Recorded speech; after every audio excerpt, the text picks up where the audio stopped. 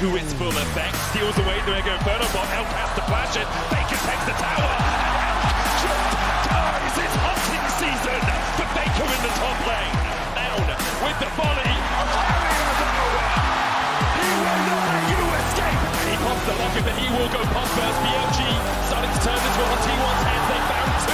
Faker locks in against the wall and puts him 6 feet under. Shot next on the menu, and Gumayusi gets broken up. Shot taken out by Zeus. The equalizer does exactly that for T1. It's going to equalize this series at 2-2. T1 fights back and brings us to a Game 5, the very last game of Worlds 2024. This is the way we wanted it. This is the way it was written in the stars and it was promised. We get Silver Scrapes, we get a Game 5, and we get it all between BLG and T1. It just doesn't get any better than this. It's going to be an incredible finish to such an exciting series. It's all coming down to this one moment that will decide how people talk about you for the rest of your careers. And I love both these teams so much. Like, they're just so fun to watch. Like, when I first saw the iteration of this T1 roster, previously T1 had this reputation for, like, they're the boring, slow team. It's like, no, this team wants to kick your teeth in. BLG always want to kick your teeth in. This is delivering. We got our Game 5.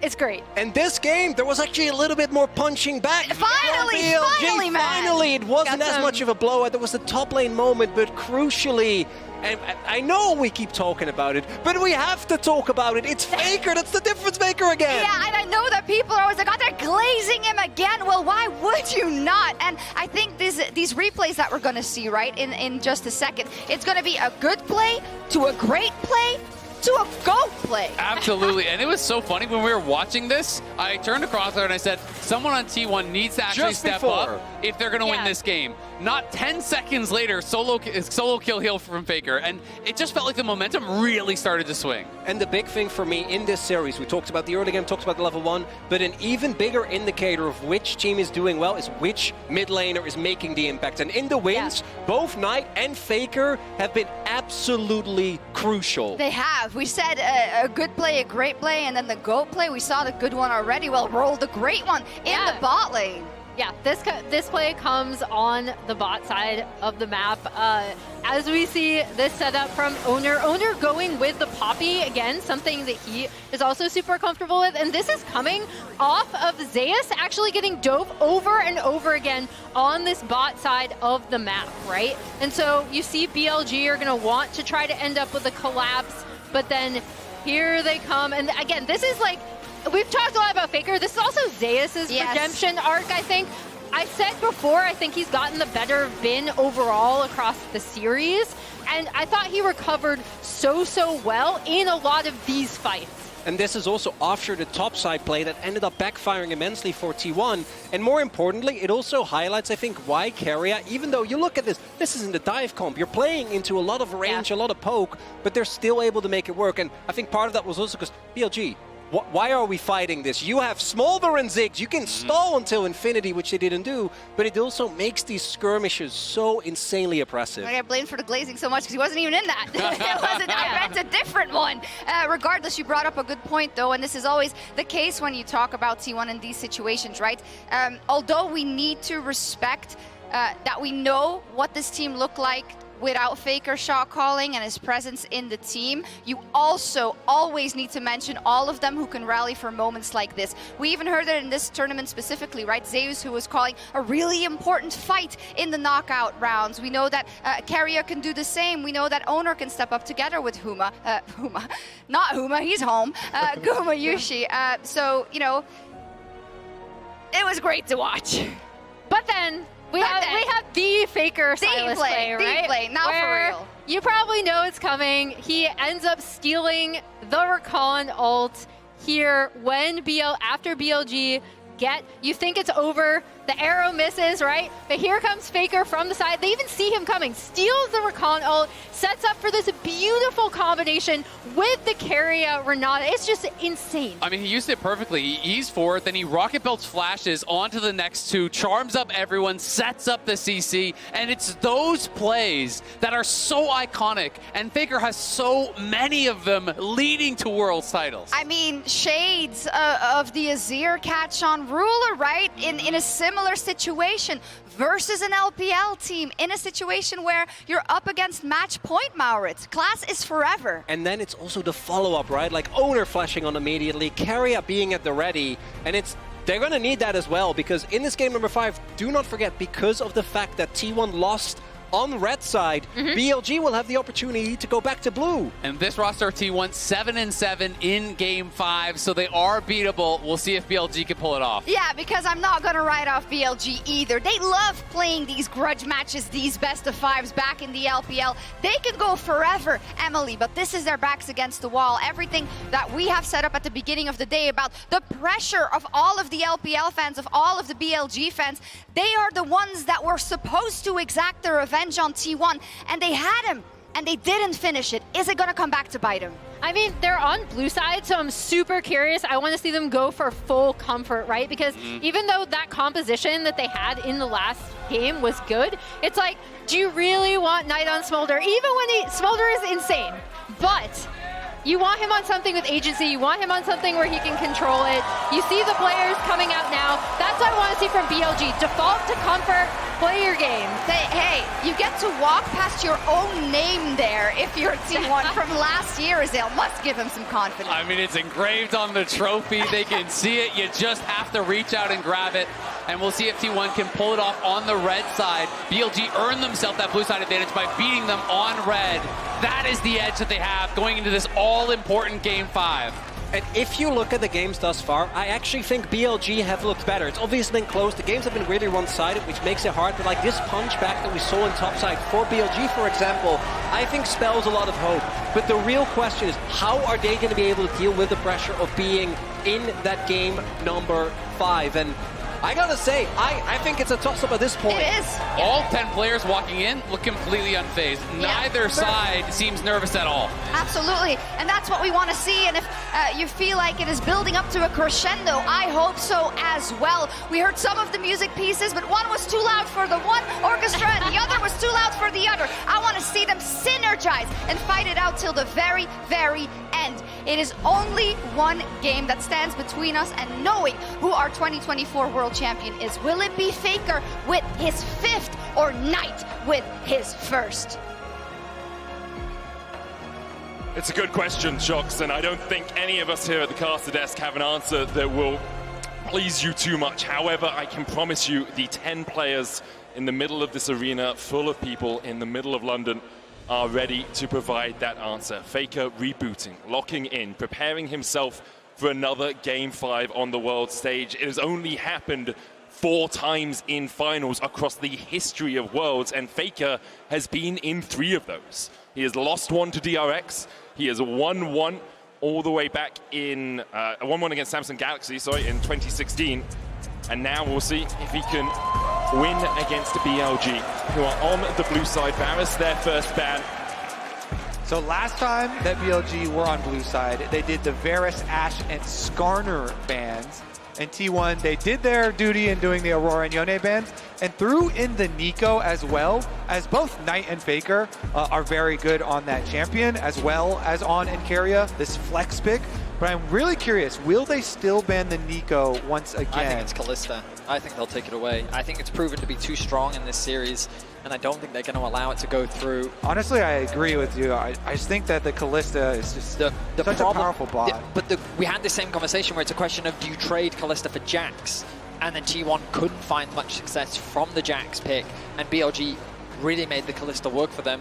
Now they have to make the decision. The Kalista will be banned, but that does mean that in Game 5, Bin is going to get his Jax, and without hesitation, he immediately locks it in. All right, are we going to get the Zeus Gragas, the Zeus Gnar, perhaps? I mean, you have to trust in Zeus. He's shown that his Gragas is an effective answer into the Jax. I would call it an old school counter pick, but it's the one that Zeus has been leveraging throughout this World Championship. I don't think they need to lock it in now. They could grab themselves the Vi if they wanted to, perhaps even the Renata for Keria once more. They're hovering it. Oh yeah! Locked in straight away. Bin lays down the gauntlet and Zeus immediately answers. Bin has only lost 3 times on his Jax this year. Twice against T1, once against Genji. Now we'll see if Zeus can stand in his way once again. T1 looking towards perhaps a Galio in the mid lane here for Faker. And it's going to be locked in as well, so they have a very tanky front line already. Gragas obviously has a big sustained tank, the Galio as well, which is pretty much unkillable unless you can manage to get ahead of him. I'm honestly surprised to see the Galio locked in this early for T1, rather than securing something like the Xayah Rakan for themselves. They've chosen to go for it, maybe in anticipation of BLG potentially going for the Silas and knowing that the Galio can be an effective answer into it. Elk gonna get himself his Xayah.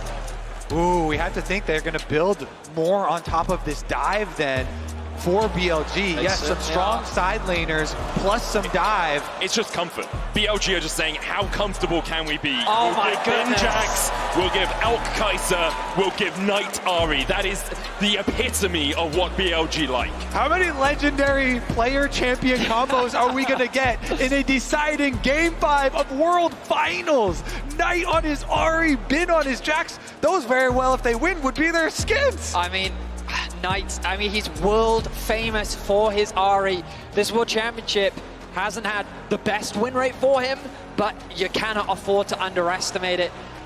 The Xayah going to be locked in for T1.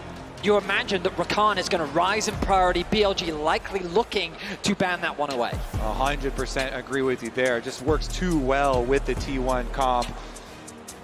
Let's see, what will the bans towards BLG be here for T1 though, as we try and whittle down? I mean, possible jungle, yeah, possible jungle takeaways here for Shun. I mean, if BLG continue down their comfort route, do you just get rid of something like the Rakan as well? Obviously, T1 kind of want the Rakan themselves, so BLG will remove it. In the end, no one's getting Rakan. I'm thinking like the Vi is just such a no-brainer pairing with the Ahri as well. True. But they do leave the Vi up there for Shun to take. The Kindred ban is like, okay, we can see how much comfort you're drafting. We're not going to allow that. Man, but Vi, I would even prefer a Vi over a Kindred if we're running Ahri, plus we have lots of dive on our side too. The Renata, a no-brainer as well. Follow up to the Rakan ban there. Take away those 2 primo picks for Keria.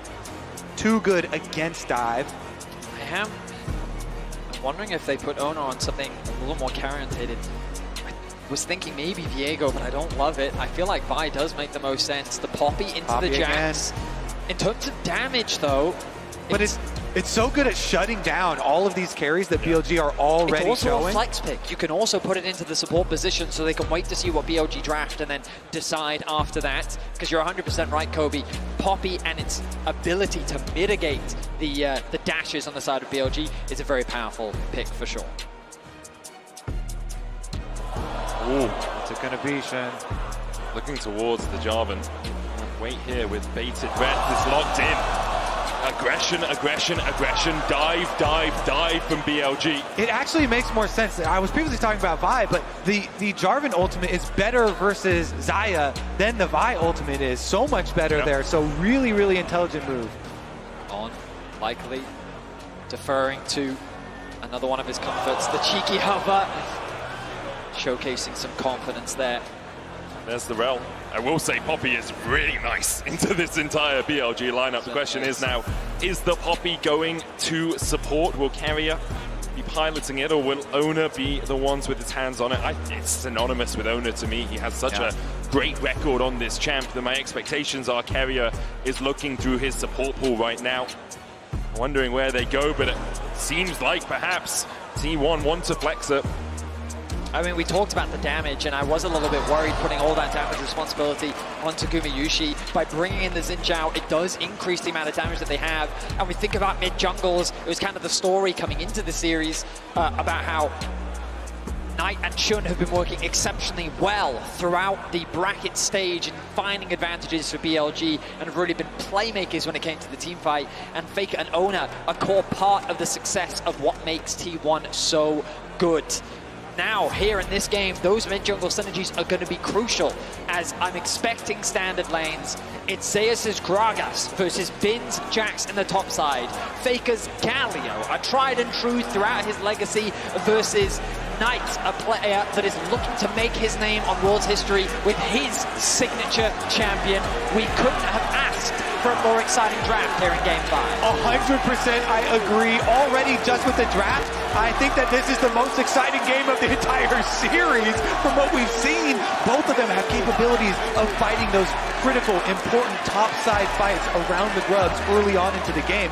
Xin Zhao plus Galio, such a good combo. The Jarvan plus the Ahri, also such a good combo. And we get Bin's legendary Jax versus Zeus legendary, I would say, Gragas at this point. He is 23-4 on the Gragas all time. Impressive stats, to say the least.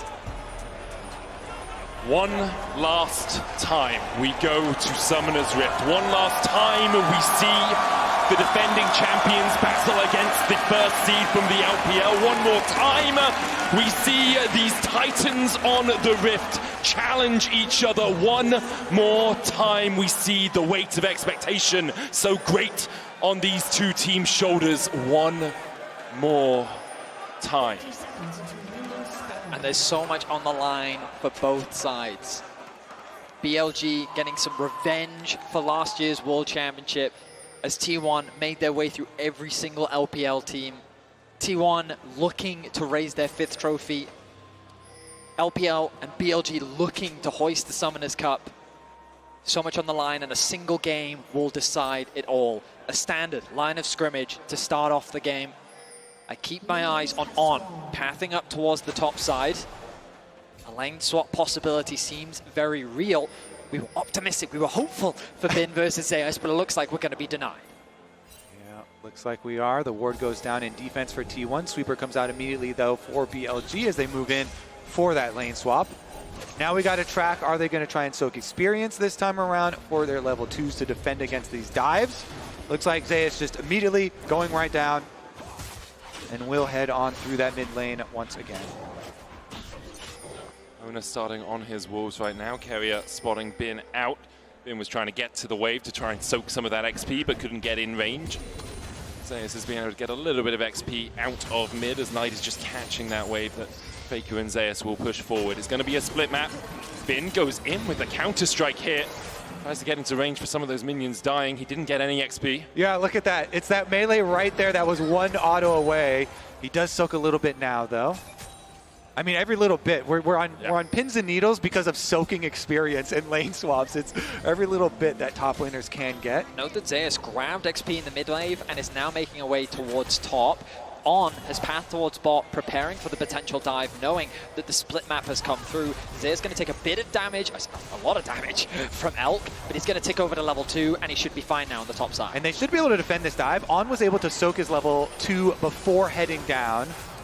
There's so much CC with a Rell plus Jax. I think that Elk's already swapping as well. So Bin's going to get level 2 here. Going to farm this experience underneath the tower on there as well. Knight gets the charm onto Faker, has to flash the Justice punch. Faker punching in the opposite direction to get that little bit of an extension on that E. And it might seem weird that he would do that, but it's because he knows that Oner is on the bottom side of the map, and he hasn't showcased on the bot lane dive, meaning that he's in the jungle, and the possibility of him showing up mid is very real. Knight showcasing that respect, doesn't want to give over first blood. He's getting pushed underneath this tower, but his farm is doing just fine as Faker on the Galio continues his pressure in mid. Meanwhile, once they do teleport Bin back to that top side, he should be able to soak up his level 3 as Zeus already pushed the wave. Zeus is going to get the first move, but Faker under attack. Has no flash, shots his punch, gets hit, there's the charm as well. And Faker might fall first in the finals of the finals. Knight gets the kill, BLG find first blood. The Jarvan Ahri strikes first. First blood here into... Wait a second. Elk has flash, has cleanse. Keria looking for that flank position. Onto it to use the shadowing strike. Ignite goes down and Elk flashes.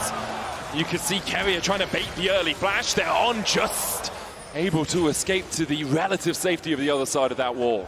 Another game, another BLG first blood. Finding it onto Faker, crucial. Especially given that Knight did have to expend his flash earlier, but a good response from T1 as they lay in wait in the bot brush, ready to try and trap Elk. They couldn't convert it into a kill, but they do get his summoner spell. And look at this bot wave. It is very awkward, slowly pushing towards the bot lane of T1. They're going to require Jun to shadow in the lane to help them get that push out. Exactly, he has to come all the way down here because Keria and Guma are doing such a good job just holding it. Meanwhile, topside, easy trading up there. The Jax into Gragas matchup is so much denial there for the Gragas. The phase rush for Zeus, easily able to hold them off. But here comes Shun, as you mentioned, came to shadow, make sure that they can move up to the wave.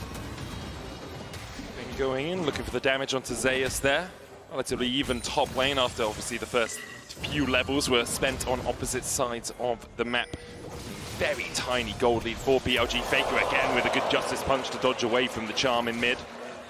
Shun hovering around. Yeah, it really cost Faker last time. Giving up that first blood, no flash on Faker. Pretty good movement so far from Shun, doing so much for his lanes, you know?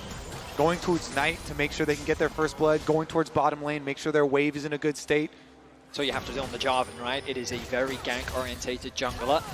It does cost him in CS though, so this is something you're gonna have to keep track of. Just remember that Shun did a lot for his lanes. Now he's gonna try and catch back up though and see if he can full clear the rest of his jungle. And, you know, you can sit there and go, oh, it's a shame that T1 didn't get that kill in the bot lane 2v2, but they still benefited massively. You look at the AD carry difference, and because of the farm that was denied from Elk and the wave that Gumayusi was able to catch, he finds himself with about a 200 gold lead. And now he paths back up towards top. T1 have done this consistently, ready for the grub spawn. Faker ticking over to level 6 very soon. Nice trade onto Keria. It's going to make this contest of the grubs very difficult for T1, but Oner has found an angle onto Bin. Bin has the flash here. Oner dash forward with that audacious charge. Hits him with the Wind Becomes Lightning. There is the counter strike out from Bin. Oner happy enough to eat that. You can see the TP coming in from Zeus as well as T1 are bringing more members up towards the top side. Faker has the hero's entrance to come in from mid. On looks for the engage. The flash away is T1 disengaged for the moment. Oner jumping back in. There's the hero's entrance. Keria gets the slam into the wall as On almost falls. He gets punched by Faker. And now Bin and Shun have to escape. But Zeus does not want to let them get away. The explosive cast knocks them back in the end. T1 will win the fight. In a series that has been so focused on grubs, in the game number 5, all 10 players show up, and it is T1 who get Oner's Poppy Slam into the wall on. They get the kill, they get the grubs, and they immediately get turret plate money. T1, even though they conceded first blood, they set up for the grubs extremely well, and BLG got caught off guard. You feel that, Vedius? That is a wave of T1 fans. We look back at the replay. Oner walking into darkness, but he knows he has the support on. Not quite connecting on the stun. It could have been crucial, especially with Knight right there for the follow-up. The Galio ulti comes in, the connection into the wall, and then Faker securing that first kill. Yeah, and it's Keria Poppy this time around, of course. He's the one who got it, and the grub secured. T1 with the early game lead secured. The reason we're so focused on that is because you can balloon these gold leads so quickly, but Faker under attack! Does have the flash, will punch forward. Justice Punch coming out. On misses the crash down. The charm connects though, and the chase continues as Shun dives forward. Faker saved the flash, and in the end will use it to dash out of Shun's engage. I can't believe in a 4 versus 1 he's still able to get out. The charm doesn't quite connect. Knight though very healthy, able to get the push, means that BLG should be able to secure the first dragon of the game. They haven't actually set their sights on it. No TP available for Faker. I am a little bit surprised. The bot push is going to come through for Gumayusi, who has sticked over to level 6. BLG right now, resets come through. Elk making his way back towards bot now. More turret plate money, more demolished procs, Void grub passive. See just the pressure that Faker's absorbing in the mid lane. T1 now using that to garner a 1.7k gold lead. Gumayusi's been picking up plate after plate. Oner now looking towards this bot side. Elk yet to hit the level 6, still half a level of XP away. Elk has to run, supercharges his way back in the lane. I mean, the Xayah is just so far ahead here. 2 levels for Guma over him, not to mention all the extra gold, the biggest gold lead holder on the team. So much to know. Oh, Keria goes in and down goes on. Keria turns him off.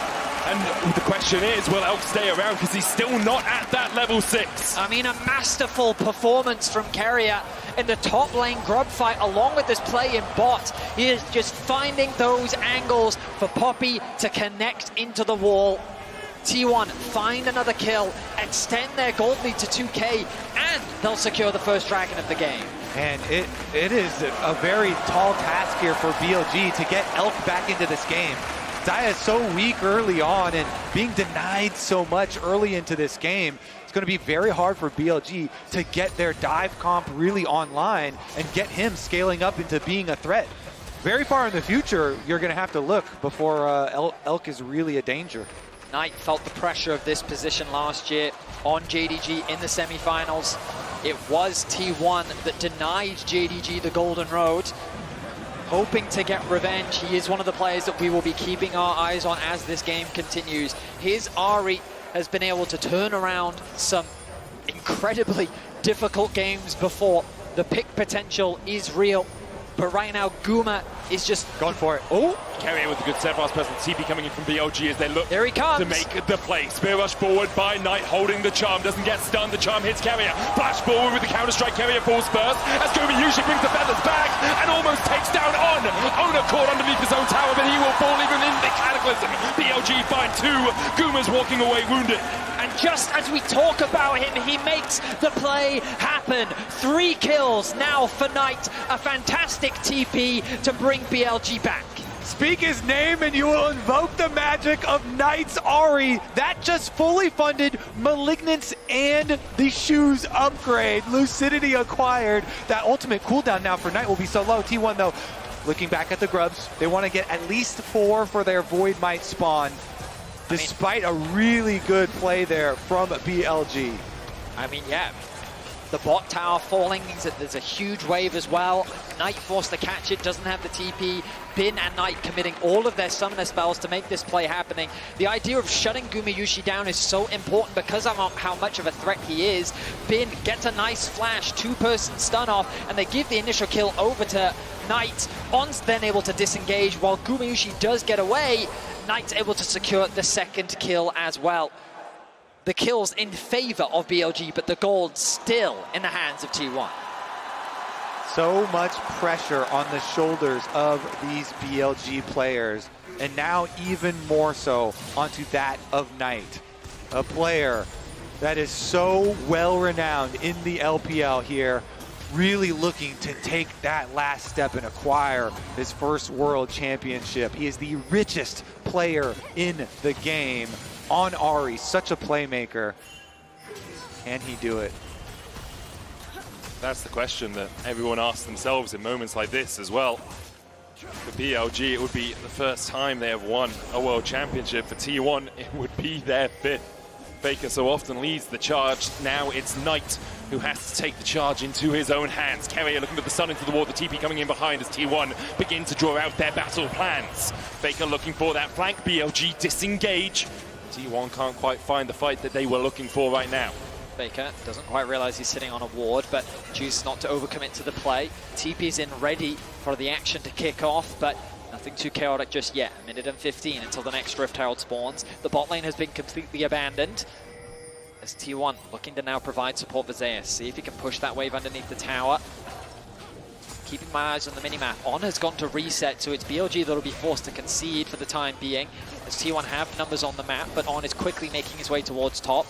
Elk catching that wave in mid is crucial for him as he tries to close that gold gap between the 280 carries. Galio ult is available here. Remember, for Faker, you have to be careful as BLG. T1 have that safety net. Wave clear from Knight, though, coming through with the Malignance completed and level 9. The Q is going to be doing enough damage to help clear out those waves, but Gumayusi not slowing down, going to catch another wave as the resets now come through from T1. Dragon spawning in 55, and the Herald in 25. And again, the reason we're focusing so much on Knight, you know, him getting all of this gold is because Elk has been put so far behind in this game. It's going to be a while before there is another really big carry threat on the BLG side, and so Knight is their big threat of getting kills. Bin, of course, on the side lane is going to look to farm up and scale up some more money on the Jax, but that as well might take a while. And typically, Xayah is a difficult AD carry to kill. Thanks to the feathers, thanks to the ultimate, but with a Poppy and a Gragas and a Xin Zhao and a Galio, it's going to be even harder, and it becomes that question, as you highlighted in Draft, Kobe, can the Jarvan actually lock the Xayah down? The flash is about to come off cooldown for Gumayusi. Both neutral objectives are alive. It's T1 that set their sights on the Herald, and they're going to be the ones to start this objective off. Now they will begin it. They have the vision control around there as well. You can see Knight pushing in the bottom side, does have the TP. He's also the only gold lead on his team right now. A few more seconds until Knight's TP is available. It looks like that they are just going to concede it as the bot side of the map becomes BLG's priority. Tier 1 going to be happy to secure the Herald and the top tier 1 as well. No one could really gain purchase on the mid wave as it's just cleared out by Elk and Zeus. But Tier 1 do have a tempo advantage here, and they're looking to keep the pressure on top side. Top side objectives have been turned so quickly into tower gold during this series. They're looking to do it again. Knight's still working his way through that bot side tier 1. Will now take it, then TPs to try and save the tier 2 in the top side. Rifthold was not put down by T1. They just disengage as soon as they see that teleport used, that investment from BLG. They'll happily take it. Zeus is catching the wave in the bottom lane, so T1 not losing any gold on the map either. Yeah, BLG feeling like they need to invest Knight's teleport to deny that big influx of gold from one of those side lane secondary turrets to try and stop that snowball that has been so prevalent. Allows them to push right back out here for Bin, as well as Elk taking care of the wave in mid too. Some critical income for them. One of the things we were very excited about coming into this game was Bin versus Zeus, but Tier 1 have actually put Gumayusi versus Zeus for the vast majority of this game. And remember that given that Elk has been so far behind, he's been either playing into the Galio or he's been playing into the Gragas. And Zeus has quietly built up a very healthy lead for himself. Just a few moments ago, he was about 1k gold ahead. Now that he's back out onto the map, he's spent that gold. And Bin yet to actually complete his first item. Let's see if this back will secure it for him. And there it is. So now the Trinity Force finished for Bin. He's going to feel a lot more confident as we get closer to these mid-game fights. Still about 1,000 gold lead for T1. A Drake Capice, Hex Tech to T1, Infernal to BLG. The Grub's advantage as well with that Rift held in pocket means that T1 do have the pressure advantage on the map. If they want to push in like this, they'll take a tier 2 in the top side with 3 towers to 1 in their favor. Yeah, I think BLG here, just keep Elk in mid lane here where it's nice and safe with your outer tower still up. Farm up with the static shiv on the Kaisa. Keep on farming till he can at least get his second item here. And then they can try and look to actually contest. Little cheeky steal away attempt here on the blue, should be good. You can feel the tension, 3-2 in kills. 2k the gold lead for Tier 1 after securing that top Tier 2. The fact that Elk still finds himself very far behind is definitely a point of concern, but in terms of XP, he's been able to accelerate, actually get ahead of Guma, because T1 have been playing so much around their AD carry to put pressure on the map. Base is going to be interrupted there by Keria, but BLG quite happy to play this game slowly for now. They're not in any real risk. The Baron is still 2.5 minutes away. What's crucial is that they get items on Elk and that he can have impact in these later fights. Put pretty drastically behind in the early game. So the gold, it fluctuates between about 1.5 to 2k between the two teams, which BLG will be happy enough with considering how the early game went. Faker lying in wait here to see if Knight oversteps.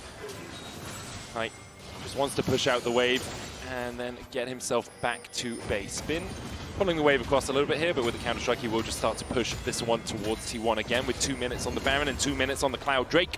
Expectation is everything will calm down over these next 2 minutes until we start to see that vision play begin to be established for the neutral objectives. Yeah, BLG doing their best to clear out the deep vision that was left behind by T1. Whenever you're retaking the opposite side of the map, you have to be so careful clearing out those wards. So they are good at getting off these very quick flank plays. Herald used for that prowl mid. Charge won't be enough to take the whole tower, just a nice little chunk there, soften it up. Bin does have a tower in that top lane that he can start to pressure towards. You can see Zeus working his way up towards that, but I think Bin with enough time should be able to just chunk that tower down. It will be BLG's second of the game. Zeus there to respond. Shen pathing towards top as well. The pressure perhaps towards them, but it's this game of this ebb and flow where Faker pushes out bot, he then goes into the fog of war, Knight has to answer, so BLG realize, well, we can't force a play because Faker's always going to be able to respond first. Knight answers the bottom side, then TP's back in, so now BLG have the impetus to put a bit of pressure back down onto the map. I mean, Faker recognized the TP came out of mid, immediately pings back towards bot, wants to push out another wave, says someone has to come and catch this. It's Bin that's going to be forced to go back to base to head towards bot because he's the one that has his TP available. They're going to send Knight now over to the top side of the map, but the problem is you've now got your TP-less mid laner on the top side with Dragon spawning in 30 seconds. Yeah. So with the push they've been able to get on bot, Faker gets a quick base off and he's already back out onto the map. T1 are going to have set up for this Dragon, and I feel like BLG is just going to force to concede it. Yeah, BLG, they need to open up the map more so they can start to make use of some split pushing and some Kai'Sa ultimate follow-ups. And so they do have everybody hovering on top side. They were thinking about trying to finish off that outer tower. They don't want to overextend too early for it, though. I think that they should commit to it, though. T1's obvious play next should be towards the Dragon. They've set up good vision towards it, and Knight knows that he doesn't have TP and he's on the top side of the map. They will spot out Faker as Bin and Zeus go back and forth on trades, but you're seeing how effective this Gragas is. Cosmic Drive Fimbulwinter is doing a lot of work here. They get the knockback as well. Keria with the steadfast presence position is here to try and help out his top laner. That Fimbulwinter Cosmic Drive combination is causing a lot of headache for Bin. That and the phase rush, some very useful tools for Gragas to always keep you at arm's length or belly's length in his case. Meanwhile, Knight did end up finishing off that outer tower, that extra gold that they wanted in payment for the Dragon. So they still got a bit of what they wanted. BLG kind of giving up the minimum amount here in order to still get some trade back.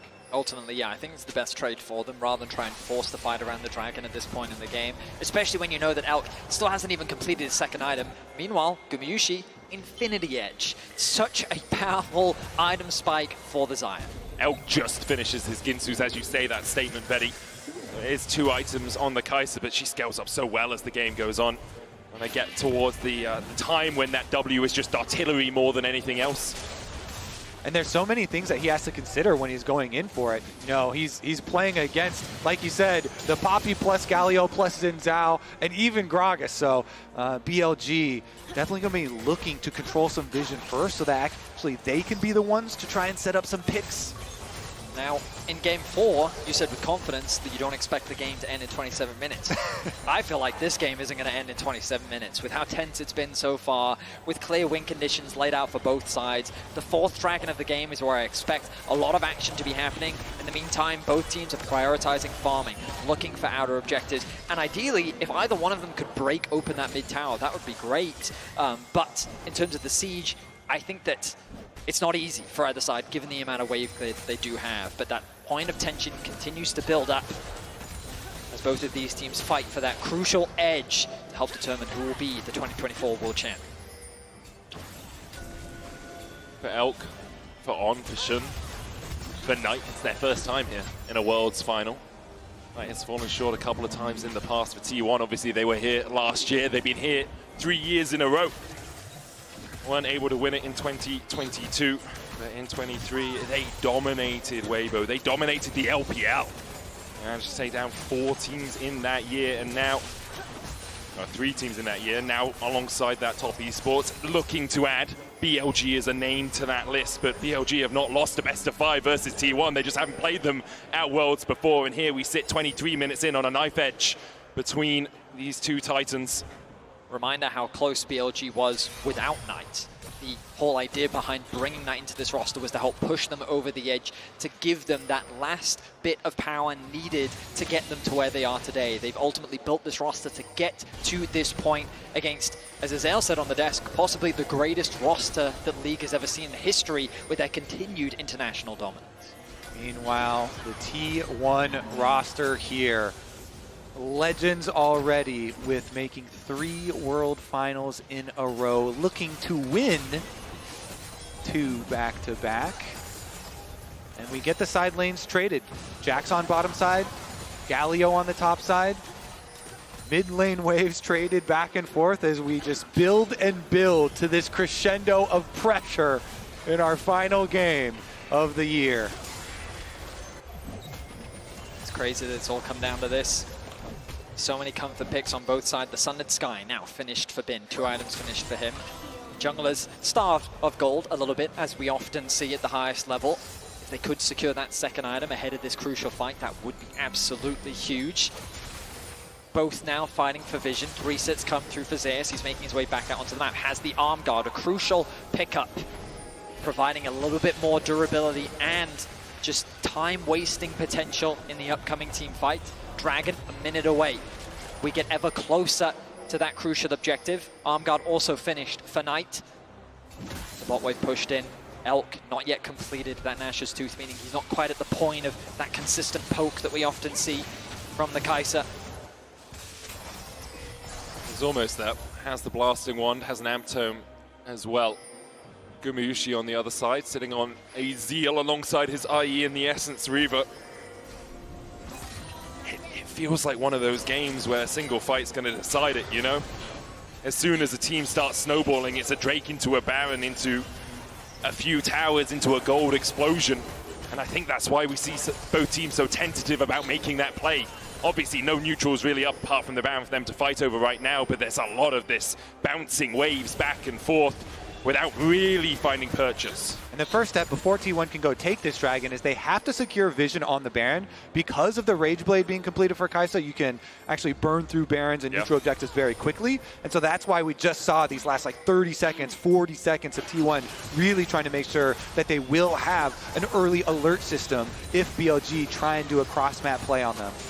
Bin ticking over to level 15. Zeus sticking around very deep in the bot lane because he's got full information as to where all 4 of the members of BLG are. Poke back and forth over the control wards, but the vision will be denied from T1. Critical defense of their vision here from BLG.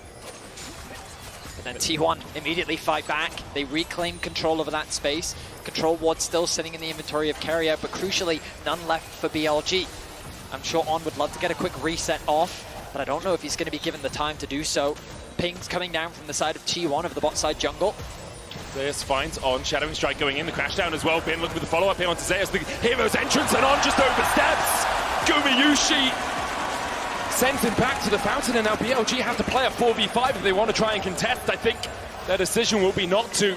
They'll just back away, clear out their own jungle, but On went in on Zeus, and T1 immediately collapsed. Again, T1, they're so confident, and we're like, they've got the Galio ult to back them up. Zeus is very tanky. They were not worried for a second during that pick. On definitely bit off way more than he could chew, and that is a 100% sacrifice of the dragon, of the objective. Critically, it is just putting T1 to that soul point and not breaking the game quite yet. Gumayusi picking up the Phantom Dancer, immediately swapping it over for the Navori Flicker Blade. Help securing that kill, giving him a nice injection of gold. You can hear the support from T1 from the crowd. The BLG supporters ever present in the arena as well. You have to believe that T1 are very confident in their team fight and their strong setup here. I mean, why wouldn't you with how strong Gumayusi is? And so that's why maybe you see BLG wanting to rush into some picks whenever they see anyone, because they do kind of feel that unspoken mounting pressure facing them. You can feel as well, just kind of on the map, how T1 is slowly but surely beginning to gain more control. BLG feels like that they're being pushed back even further onto their side of the map. And T1 remaining calm. Of course, this game is far from over just yet. That deciding fight is yet to happen. All summoner spells are available for everyone on the Rift, TPs included. The next dragon still a ways away after T1 secured that mid-tier 1 from BLG. The Baron becomes a very scary point of contention for both sides. How exciting is it that our entire year of professional League of Legends is going to be condensed down to presumably a big fight now to break open the entire series and determine the world champion. It's just absurd, and for the players down there as well. That weight on your shoulders. I'm nervous, and I'm not even playing. It's just monumental. It's not just you, it's not just your team, it's your fans, it's your family, it's your region that have supported you through thick and thin. And Oner, very close here. pressure on you, Shattering Strike going wide. Xin tries to dash across the wall, but immediately he's locked up, goes in with the Cataclysm. Gumayusi pops the Feather Storm. Oner looking to re-engage onto On. Xin down to half HP. Bin gets onto the back line. Gumayusi cleanses away, but Bin has already put him in the dirt. Keria is next up. BLG find 2. T1 able to back away for the moment, but the TP behind by Bin as he looks for a little bit more. Oh, they go back in. Faker flashes in, and down goes Knight once again when you need someone, when you need anyone to stand up and show just what this game's all about. It's Faker. He finds another T155, and alongside it, the Baron in their minds. The hero's entrance was true to its name as Faker in T1's dire moments descends from the sky, and T1 turned the fight in their favor. The crown may be heavy, but it belongs to Faker, and they're gonna pick up the Baron. What a turnaround! Unbelievable turnaround. BLG had started out so well. They killed Gumayusi. They had them on the run, but the turn from T1 was better. The flank that comes in from Bin to follow up the engage from Jun, and crucially you're gonna see a charm come through from Knight that forces Gumayusi's flash. You think that the combination between Knight and Bin is enough. Taking out Gumayusi should have been the key. So look, the ultimate comes in from Chun onto Gumayusi. He's gonna ulti because he has no choice. He has to in this situation. And then the charm from Knight there forces the flash from Gumayusi. Bin sees the angle, so he flashes, sidesteps the knockback, and he's able to work with ult to get the kill. And at this point you think the fight is over. Exactly, then they're on the chase. Knight goes, he just barely doesn't have the range on his charm onto Oner, and they're teleporting for the pincer, but just as they're teleporting and Bin has to walk back to the fight, that's when T1 turned. Such fantastic play and such confidence. The TP, the awareness from T1 to realize that that TP was a mistake, and then to create the collapse to turn it in their favor. Unbelievable turnaround from T1. Teleport, the 4-second channel time, and T1 strike. Wait a second, topside, Zeus under fire! Zeus caught out, killer instinct in by Elk. BLG collapsing, 4 members strong, the hero's entrance. Oh, Zeus! Faker joins the fight. Elk with the stopwatch, Faker in the middle of them all, and it seems like death may have arrived, and his name is Faker. He's here for your lives. The rest of T1 begin his collapse. Faker's gonna fall as he pulls the stopwatch, manages to buy himself a second. Oner here to save his mid laner once again, and Faker still stands. He has ascended. He stands above it all, and he looks hungrily at that world's trophy. The unkillable Demon King, unkillable one more time. Unbelievable once more. How does he keep doing it? I mean, with the Baron buff, 4 members dead. It's only Knight left to defend his base. His crumbling kingdom at the hands of T1. An inhibitor will fall, and T1 set their sights on the Nexus. Knight goes in with the Spirit Rush, lands the charm as well. The first Nexus tower's fallen, and T1 are just looking for the prize. They're hungry for it. T1 are the past, the present, and the future. A new era, the same empire. T1 are your 2024 World Champions.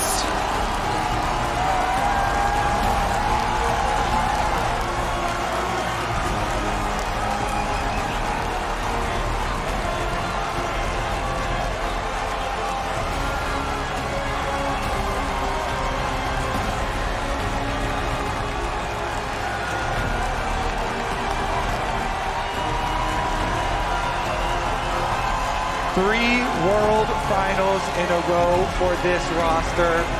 2 of them victories, Vedius. Crazy accomplishments from this entire T1 roster. And just the way that that game ended, for Faker to make the plays that he did, he is the GOAT for a reason.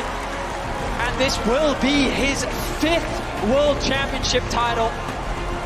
We are witnessing such a legendary resurgence from T1. A new era for T1 and an incredible performance.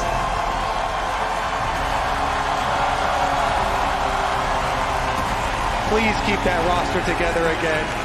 That right there is the new T1 dynasty. Heartbreaking for BLG to be so close. In the end, Faker said it best, you've got to prove it. That's what you play. When you face T1, when you face the best in the world, the defending champs, you've got to prove it. And today it was T1 that proved it. You know, trophy ceremony presented by Mercedes-Benz. They will hoist the Summoners Cup.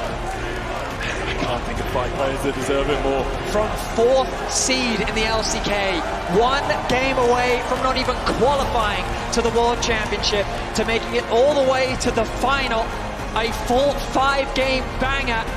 They will lift the Summoners Cup once more. Oh, those steps must feel so sweet. A 5-game banger, as you say, Betty. T1 take to the main stage, and they deserve every accolade that is bandied towards them. It's back-to-back. London, Europe, the world, give it up. It's T1, your 2024 world champions once more.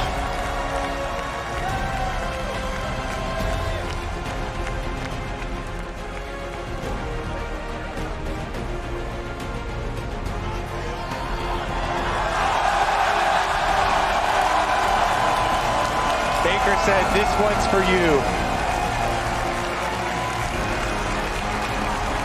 I think it's a little bit for them as well. A little bit. Just unbelievable, truly unbelievable. An incredible run. T1 have done it once again. BLG were an incredible rival and opponent, and they pushed them to the very brink. But what a performance. T1's 5th World Championship, and they will raise that cup once more.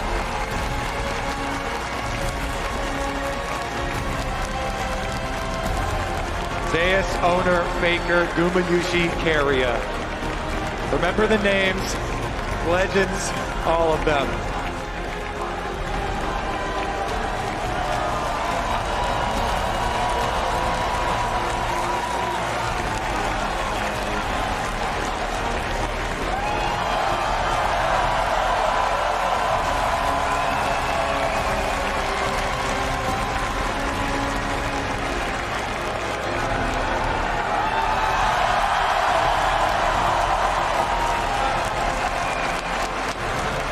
Gumayusi supporting Keria.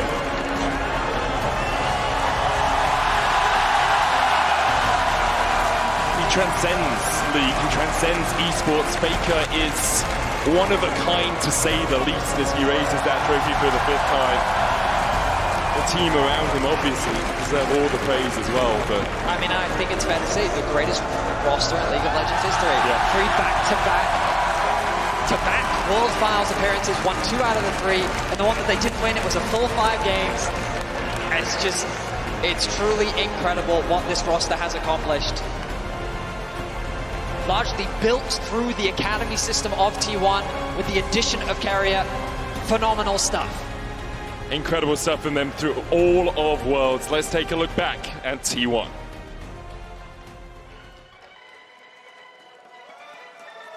챔피언으로 참가했고 챔피언으로 떠날 계획입니다. Summer continues to put axes into the back of Zeus. Hun's now in the middle of the minions, doesn't have a ward to play. Zeus can open up and Zeus finds it.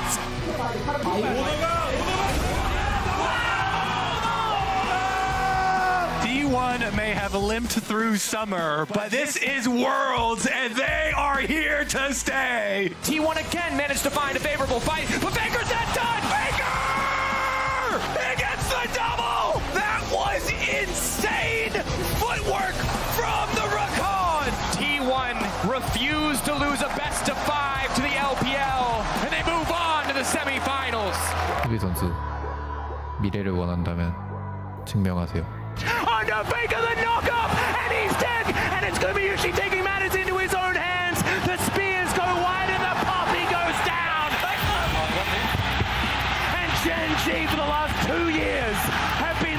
hills of Korea, but we know the world is T1's home ground. The reigning world champions will return to defend their title versus BLG now. Ladies and gentlemen and everyone else, it is our divine privilege to bring you the world's finals. It's just a bloody brilliant re-engage, isn't it, from T1? As Baker is not of this earth, he finds the engage, he finds everything T1 were looking for. T1 are the past, the present, and the future. A new era, the same empire.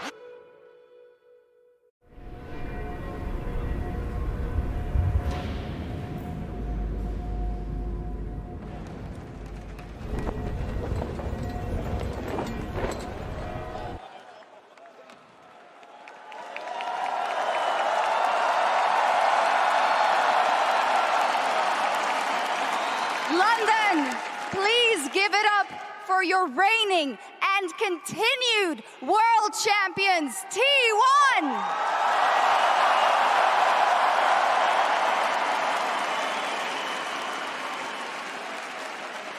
We have Ji-sun here with us to help with the translations as we continue on. And also a quick note, Zeus will be joining us very, very shortly, but we do have Chris Greeley here to celebrate T1 as well, the global head of LOL Esports. Thank you, Shox. What a series that was. Congratulations, T1, our 2024 world champions. We are beyond excited to crown you as this year's champions and welcome you to the legacy of greatness. 2024 월드 챔피언십 우승을 다시 한번 정말 축하드립니다. 이 자리에서 함께 여러분들의 위대한 유산을 이루어내는 시간을 함께 보낼 수 있게 돼서 정말 큰 영광입니다. Your journey throughout the season and the tournament was nothing short of incredible. It was a joy to watch you rise to the top and claim your victory. You have made your fans, all of these fans, and the LCK very proud. 올 한 해 T1의 여정, 그리고 이번 월즈에서 T1의 여정은 정말 경이로웠습니다. 이렇게 또 한 번 우승을 이뤄내면서 여기 계신 모든 팬분들, 시청하신 모든 팬분들, 그리고 LCK를 자랑스럽게 만들어주셨습니다.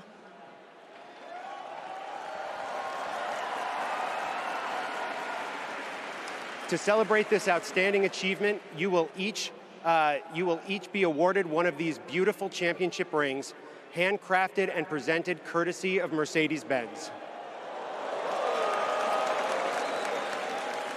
오늘의 월드 챔피언십 우승을 기념하기 위해 또 한 번 메르세데스 벤츠에서 특별히 제작하는 챔피언십 링도 수여받을 예정입니다. I also want to take a moment to thank the City of London for being such gracious hosts to us. Yeah, that's right. Your hospitality has made this event unforgettable. And of course, a huge thanks to all of the fans who joined us here in person, as well as everyone watching from around the world. Your passion and excitement have made these worlds truly special, so thank you all.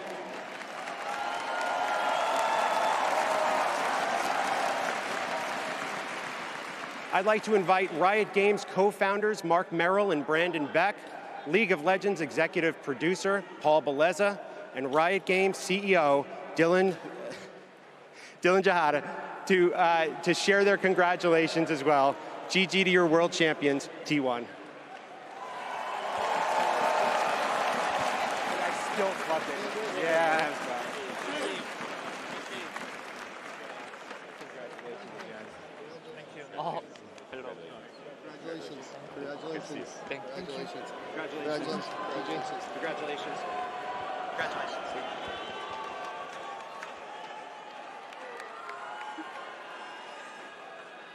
Thank you so much, Chris. Now it is, of course, time to hear from our winning team. We have gathered that perhaps the players don't have the perfect audio, but we will go along as we see and hope that they can understand us as we ask these questions. So let's fire off the first one. Faker, I have to go to you first.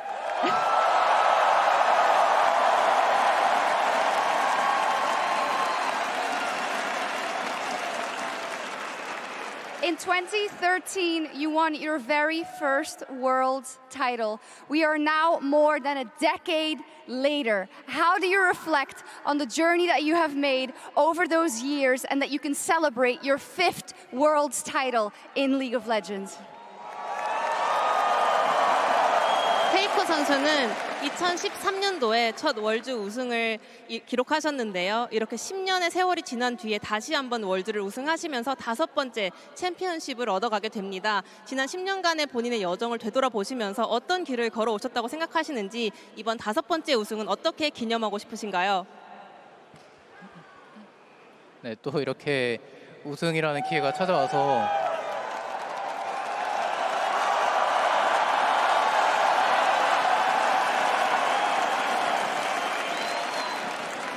네, 우승을 할 수 있게 돼서 정말 너무 기쁘고 또 여러분들 앞에서 이렇게 우승할 수 있어서 너무 좋고요.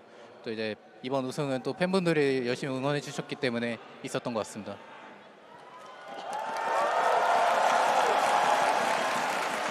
I am very happy to be able to lift up the trophy in front of you guys, and this 5th title was possible thanks to all the support from my fans.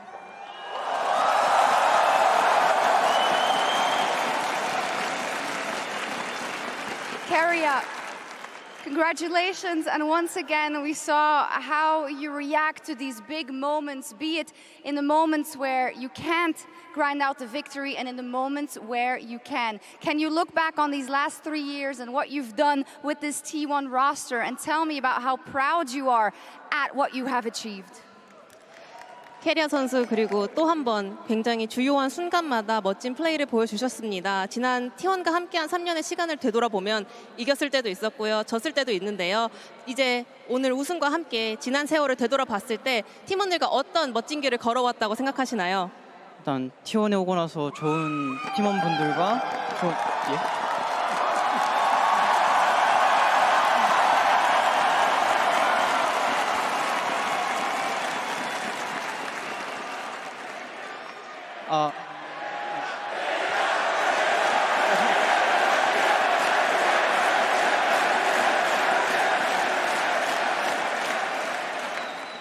일단 땡큐 하고요. 그리고 일단 T1에 오고 나서 이제 많은 선수들 분들과 많은 이제 좋은 사람들이랑 계속 함께 하면서 많이 인간적으로도 그렇고 게임적으로도 그렇고 많이 배워가지고 이렇게 그 시간 동안 많이 배워서 이렇게 2연속으로 우승할 수 있었던 것 같아서 이제 너무 감사한 것 같습니다.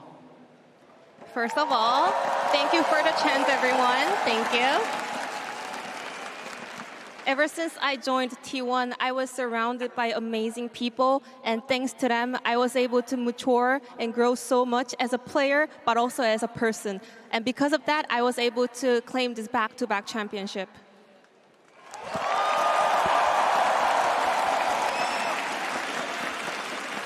As a follow-up to Keria, in 2022, you said you wanted to win. In 2023, you said you really wanted to meet new genes. What was the motivation in 2024? 이제 22년도 결승에 진출하시고는 정말 우승하고 싶었다라고 하셨고 23년도 결승을 진출하고서는 뉴진스를 정말 만나고 싶었다라고 하셨는데 올해 결승은 어떤 게 가장 기대되셨나요? 일단 이번 결승은 좀 준비하는 과정에서 되게 후회 없고 열심히 했다고 자부해가지고 이제 지든 이기든 받아들일 수 있을 거라고 생각했던 것 같고, 네, 지든 이기든 받아들일 수 있을 거라 생각했고 이제 그래서 이겨서 너무 기쁨에 눈물을 흘렸던 것 같습니다.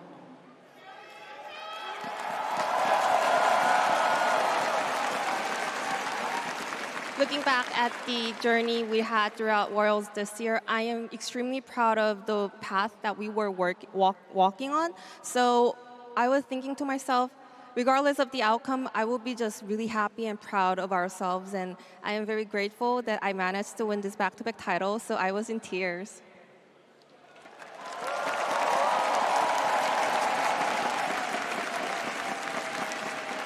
Koma, my sincere congratulations to you for yet another Worlds title. You who were there in the first iteration of the back-to-back championships way back in 2015 and 2016. How do you look back on this run with the team after you came back to coach T1 after 7 years? 꼬마 감독님도 정말 축하드립니다. 이 팀이 15년도, 16년도 연속 우승이라는 첫 대기록을 썼을 때도 팀과 함께 계셨는데요. 이번에 또 한 번의 연속 우승이라는 대기록을 썼을 때도 7년 만에 팀에 돌아와서 팀을 지도하고 계셨습니다. 어떤 의미를 갖고 있을까요? 그 7년이라는 시간을 이제 날짜로 조금 해보니까 정말 긴 시간이었더라고요. 정말 그동안 이제 우여곡절도 되게 많았었는데 이렇게 다시 T1으로 돌아오고 너무나 좋은 선수들과 너무 이제 스텝들 진짜 항상 뒤에서 아낌없이 지원해주는 뭐 프론트 분들 이런 분들을 다 만난 게 그냥 너무 운이 좋은 사람이라고 좀 생각하고 있어요. 그리고 마지막까지 항상 또 응원해주신 팬분들에게도 너무 감사드립니다. 그냥 감사한 마음밖에 없는 것 같습니다. 감사합니다. I converted 7 years to days, and yes, it is a very long time. And yeah, I was very amazed that after such a long time, I had a lot of ups and downs, but I found my home back in T1, and I was able to find another huge success. I think it's because of the great players and talented players that we have, but also the staff members who supports us as much as possible. And thanks to them, I was able to, and the team was able to accomplish this greatness all together. So all I can say is thank you. I am very beyond grateful right now. And I also have good news. I have heard that Zeus is able to join us right now. So if you please give him a warm welcome to the stage.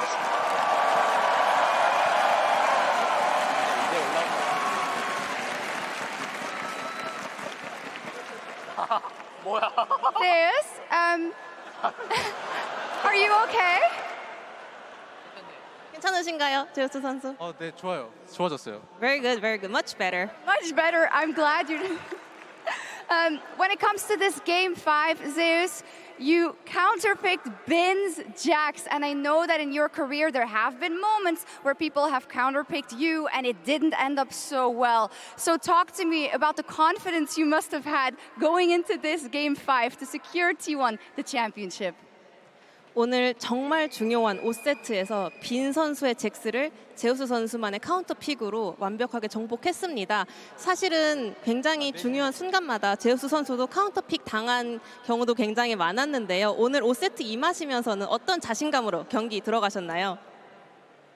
Gumayusi's helping out. 일단 빈 선수가 잭스를 워낙 잘해서 견제를 많이 되기도 했지만 제가 그라가스를 하면은 제가 더 잘할 수 있고 그리고 충분히 카운터 칠 수 있다고 생각해서 자신 있게 뽑았던 것 같고요. 그리고 네 그런 것 같습니다. I mean, Vince Jax obviously is very strong. We were wary of it, but also I was pretty confident that with my counter pick, with our play, we'll be able to overcome this. So I was entering the rift with a lot of confidence. Yes, we definitely saw it. Oner, you have been a pillar for the team this year when it wasn't always going so well for T1. How do you reflect on all the work you have done for T1 and the work you have contributed in this phase of your career to the 2 Worlds victories that T1 was able to book? 오너 선수 그리고 올 한 해 T1의 조금 흐름을 돌이켜 보자면 힘들 때도 오너 선수가 언제나 단단한 기둥처럼 팀을 밑받침해주는 역할을 많이 해오신 것 같습니다. 지난 2년간 T1의 2연속 월드 챔피언십 우승의 여정을 돌이켜 볼 때 오너 선수가 팀에 어떤 그런 승리에 기여를 했다고 하시는지 지난 여정을 어떻게 좀 감상하시나요? 네. 어쨌든 2년 동안 저희가 이렇게 우승을 했기 때문에 굉장히 많이 기여를 했다고 생각하고요. 그리고 또 이렇게 좋은 선수들과 함께 할 수 있는 거에 대해서 너무나 좋게 생각하고 있어서 그래서 좋은 결과까지 나오는 것 같고 또 그리고 저희가 힘들 때나 좋을 때나 언제나 저희 T1을 팬분들이 너무나 많다고 생각이 들어서 그 팬분들 덕분에 저희가 안 좋은 상황에도 불구하고 좀 잘할 수 있는 동기부여가 되는 것 같아서 팬분들한테 너무나 감사하다는 말씀 좀 드리고 싶습니다. First of all, we won back-to-back championships, so that's a contribution there. Also, I mean, yeah, there were some hard times, but there were also some good times. But looking back at the entire journey, I can say for sure that I was surrounded by amazing players, so we were able to accomplish this greatness together. Also, sometimes there were moments where the hardships were getting us, but thanks to the support from the fans, we were able to overcome it, and you guys are my biggest motivations.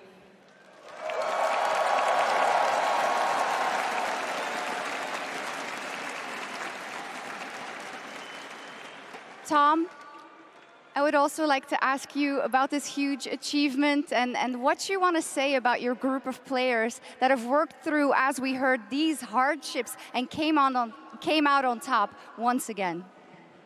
톰 코치님께 여쭤보고 싶습니다. 정말 올 한 해도 여러 가지 역경을 딛고 산전수전 다 같이 함께한 동고동락한 우리 선수분들께 해주고 싶은 말씀이 있을까요? 저희가 올해도 작년과 비슷하게 힘들었던 순간들이 많았다고 생각하는데 특히 서머에 되게 힘들었던 시절에 캐리아 선수가 형 플레이오프만 가자, 또 플레이오프 가니까 형 경주만 가자, 경주 가니까 뭐 결승 가자, 그렇게 계속 목표를 수정을 해 나가면서 저희가 좀 높은 곳을 바라봤기 때문에 이렇게 좋은 결실을 맺었다고 생각합니다. I feel like it was pretty similar to last year. We were going through a lot of thick and thins, but especially this summer was very rough for T1. And then one day, Keria came and talked to me.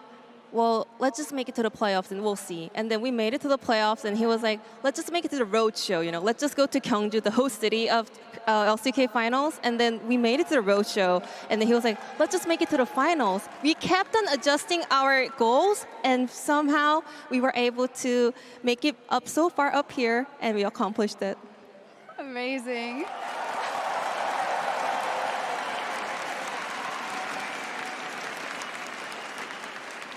Gumayusi, congratulations on another world title.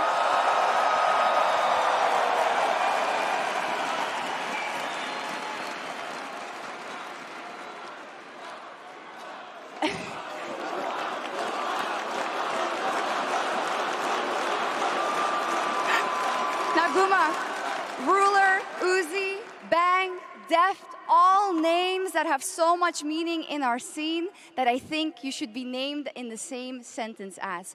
Where do you see yourself amongst these heroes of the role you play with what you have achieved? 또 하나의 월드 챔피언십 우승 타이틀을 얻게 되신 것 정말 축하드립니다. 위대한 원거리 딜러 선수들을 돌이켜봤을 때 항상 거론되는 우지 선수, 룰러 선수, 뱅 선수, 데프트 선수가 있는데요. 이제 오늘의 우승과 함께 더불어 이제 구마유시 선수도 그들과 어깨를 나란히 할 수 있다고 생각합니다. 구마유시 선수 개인적으로 이런 위대한 선수들, 전설적인 선수들과 견주어 봤을 때 본인이 어느 정도까지 올라왔다고 생각하시나요?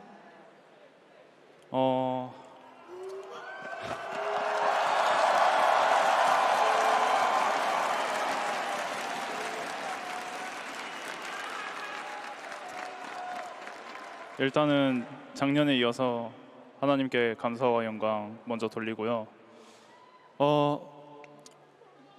지금은 그 역대 그 최고의 선수들과 아직 뭐 비슷하다고도 말할 수 있겠지만 아직 모자랄 수 있다고 생각하고요.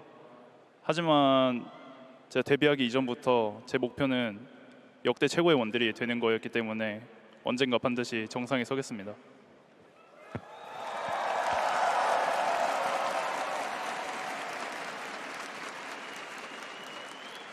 First of all, just like I said last year, I want to thank God, you know, thank to my God that I was able to accomplish this great result one more time.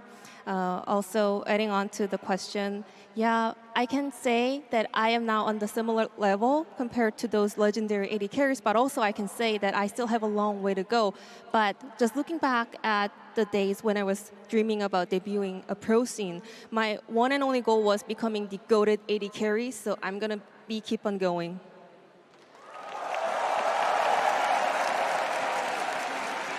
And of course, we have to ask Guma, because of the croissant last week and now spending a week in England, how have you been enjoying the cuisine here in London? 그리고 지난주에는 파리에서 멋진 크로아상과 함께 파리의 여정을 마무리하셨는데 이제 런던에서 일주일 머무르셨잖아요. 런던에서 미식 생활은 좀 즐길 수 있었나요? It's good.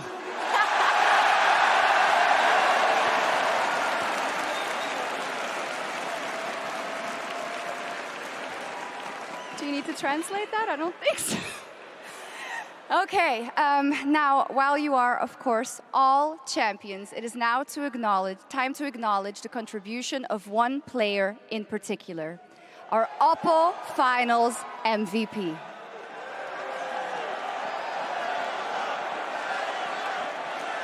To present the award, please welcome Lord to the stage.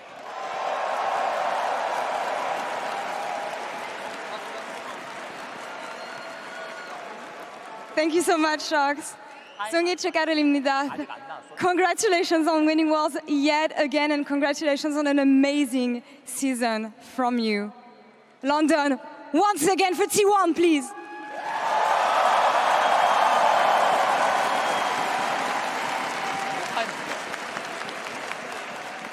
Based on votes cast by a panel of experts, each representing the regions competing at Worlds this year, your 2024 Oppo MVP is... Faker!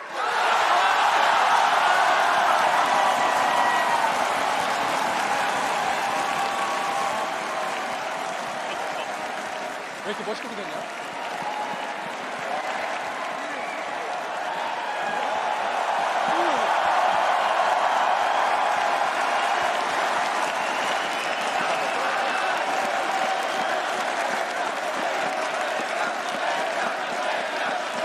Faker, congratulations on a second MVP trophy. The first one was in 2016. You're the first player to achieve this. When you think of 2016, how much of a different player are you today? 다시 한번 이렇게 결승전 MVP에 선정되신 것 축하드립니다. 16년도 이후로 두 번째인데요. 또 이렇게 두 번째 FMVP 수상하는 선수는 페이커 선수가 처음입니다. 16년도에 본인을 돌이켜 봤을 때 선수로서 얼마나 달라지셨다고 생각하시나요? 네.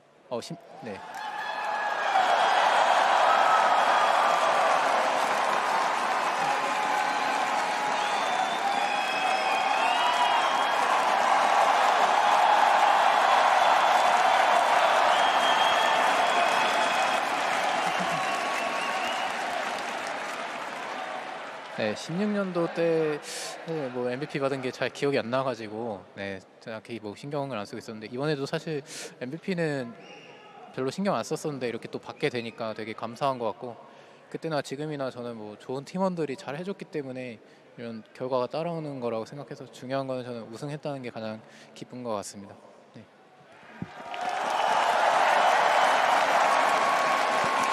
I actually could not remember that I won FMVP back in 2016. It was very vague in my memory, but same for today because I was not paying too much attention about, winning the finals MVP.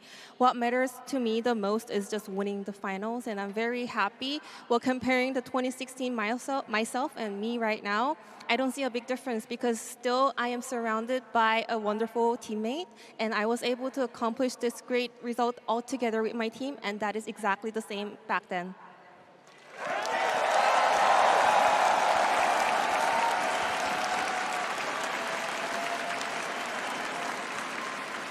I know that you don't care about milestones. I know that you don't care about breaking records. So 11 years in, after everything you achieved, what is your motivation? What do you fight for? 또 페이커 선수는 사실은 기록도 나에게 크게 중요하지 않다. 업적을 쌓는 것 크게 중요하지 않다. 승리하는 것이 가장 중요하다라고 언제나 말씀해 주신 선수인데 이 오랜 세월 동안 활동하시면서 또 한 번의 우승, 또 한 번의 FMVP 수상을 하셨는데 여전히 본인에게 가장 큰 동기부여나 동력은 무엇인가요?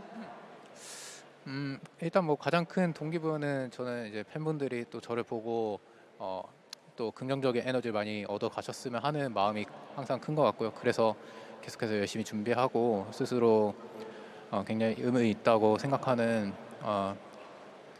결과를 만들 수 있는 것 같습니다.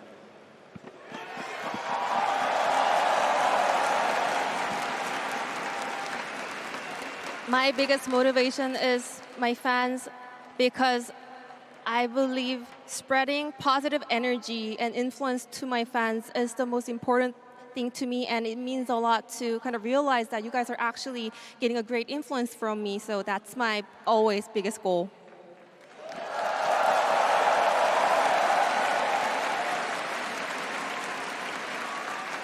Now, last question that I have for you. 11 years ago, you were winning your first world title.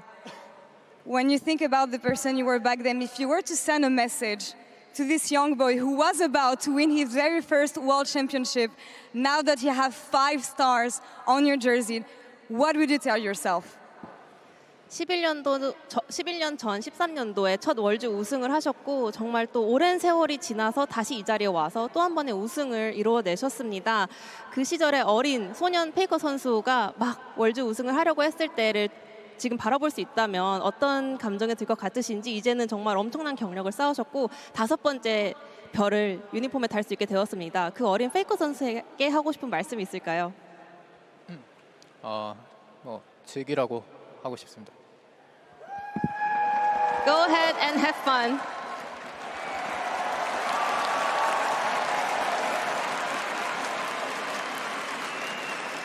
Congratulations yet again, Faker. Congratulations to T1 London. One more time, please.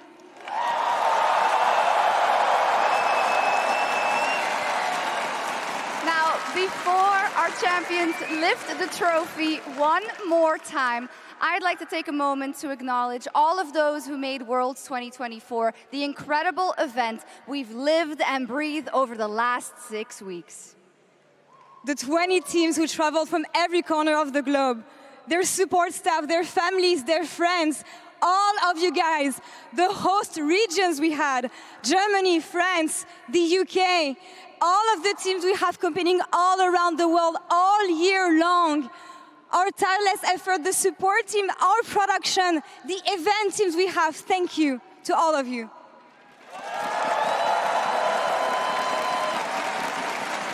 And of course, last but most importantly, the millions of League of Legends players and fans around the world whose love, dedication, and passion for this game has built this community over the past 15 years.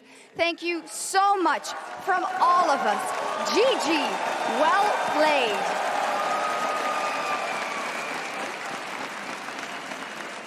We love you. And now, one last roaring time for T1 as they lift the trophy again as your 2024 League of Legends World Champions.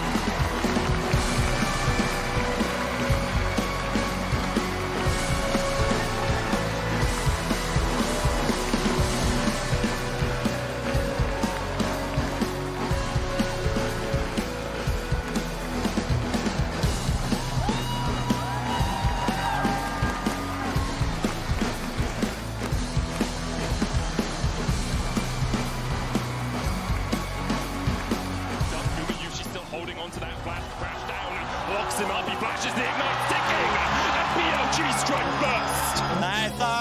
T1 decision right now, do they just let Faker farm turret play? Already they've locked up Tier 1 in the middle of the meat grinder, and one has gone down. Zayah's falls. Faker getting chased out as well, and Bin's flashing forward. Gumayusi now slowed by the Ash, and you can't escape the quiver of Alpha's blood again. The scuttle grab will go across. On goes in with the quickness, knockback with the crescent guard as well. Caught at the board, not coming down, and the dart comes in. The hostile takeover, and T1 have been able to defend Faker. They keep him alive. Faker flashes, and not Do you want to punish Faker? Faker has flash, but the flash in from on into the pullback. Faker's down. Knight falling low, he gets the taunt though, and Bin's already on the rampage. Oner has to dash away. Guma didn't even get an opportunity to join up.